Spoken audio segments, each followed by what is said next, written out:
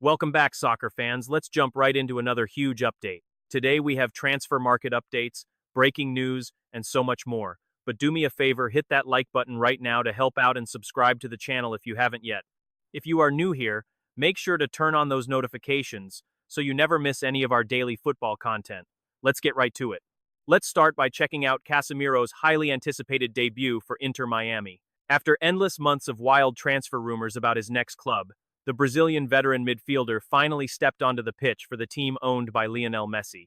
Messi himself is currently away on vacation after that grueling World Cup run. Casemiro put in a decent first performance. He came back from the World Cup too, but he was knocked out way earlier than Messi. He had been resting much longer than Messi, so to speak. Now he is finally making his debut for Inter Miami, and he should lock down a permanent spot in the starting lineup for the tough upcoming matches. He is ready to take charge. Once again, Luisito stole the spotlight. He scored the incredibly decisive goal, sealing a tense 1-0 victory for the Inter Miami squad. I honestly believe Casemiro will go straight into retirement after his stint with Inter Miami. His time with the Brazilian national team is likely over, but let's see what happens with Ancelotti's upcoming squad selections. Another big-name player from Brazilian football might be heading back home very soon. Rafael Veiga, after a very brief spell playing for Club America in Mexico, is now extremely interested in returning to Brazil. It seems he never quite adapted to the Mexican style of play. Rafael Veiga did have some great games, even scoring a few goals, but maybe the move was not what he wanted. His form is dropping fast. To be fair, even during his time at Palmeiras, he spent a lot of time sitting on the bench, alternating between starting occasionally and coming on as a late substitute. Because of this, Rafael Veiga is heavily considering a return to Brazil, specifically aiming for a comeback with Palmeiras. I am not quite sure if Palmeiras will actually welcome Rafael Veiga back with open arms. Coach Abel obviously approved his departure to Mexico, so re-signing him now might be a difficult move.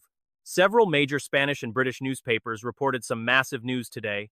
It turns out Tchouaméni has officially agreed to terms with Manchester United and will join the English club this season. This means he will leave Real Madrid, forcing the Spanish giants to hunt for new midfielders to fill the void. The total transfer fee is expected to reach €80 million. So, Real Madrid is starting to sell off players to fund their brand new squad, and we will talk more about this massive squad clearance in just a moment. With several fresh signings coming in, many current players will inevitably have to leave the club. Otherwise, Real Madrid won't be able to comply with the strict financial fair play regulations set by La Liga and UEFA. They absolutely have to clear out some players. Tchouaméni is the first major player on the list to leave following the arrival of manager Jose Mourinho. Another superstar on the move is Romelu Lukaku. He had a decent World Cup, even though he wasn't a regular starter for Belgium, and now he is leaving Napoli for Fenerbahce in Turkey. If you are not familiar with Lukaku's crazy career transfer history, he actually ranks as the fourth or fifth player in the entire history of global football to generate the absolute most money through cumulative career transfer fees, with various clubs constantly buying and selling him. Every single time he switches clubs or moves to a new league, he goes for millions and leaves for millions. He has generated incredible amounts of cash throughout his career, and he isn't stopping anytime soon. If this Turkey deal goes through, it should be worth around €20 million, adding to the massive cumulative sums involved in his departure from Napoli to Fenerbahce. The striker simply continues his relentless trend of constantly swapping clubs. Meanwhile, Lionel Messi is currently vacationing back in Argentina, making his very first public appearance since the dramatic end of the World Cup, where his team finished as the runners-up. His presence instantly drew an absolute mob of fans onto the city streets, with massive crowds desperately following him around just to catch a quick glimpse of their legendary hero.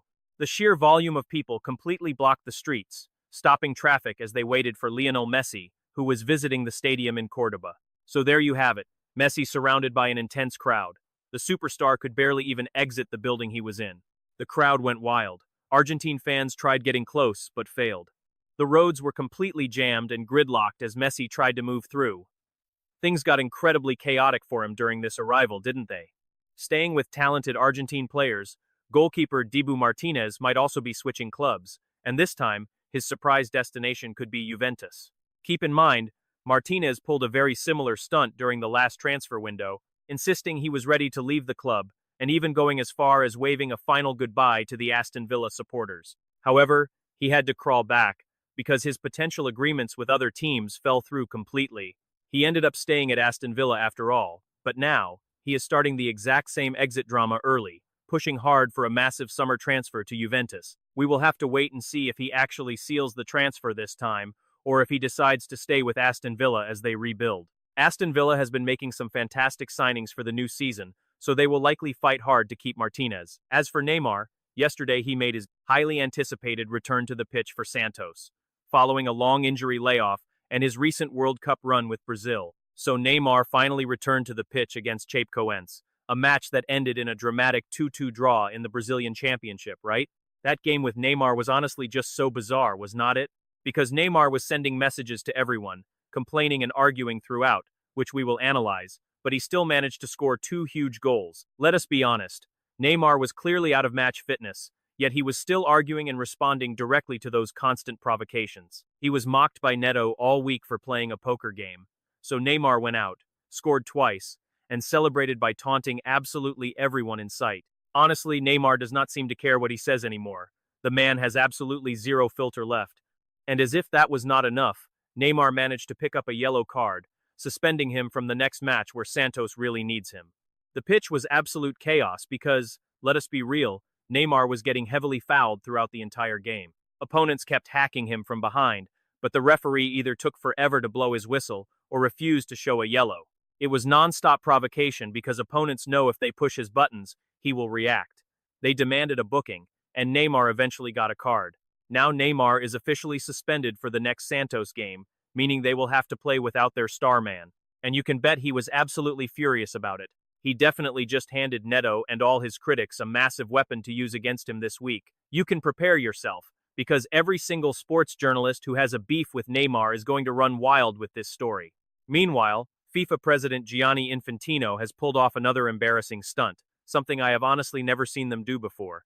The president himself actually sent an official letter to Argentina, congratulating them on finishing in second place. I have never heard of anything like this from FIFA, so correct me in the comments if I am wrong. I even researched it, and he praised Argentine football, claiming it will grow because they have such a promising future ahead. He said they can go so much further because of their sheer grit, beautiful style, and genuine love for the sport.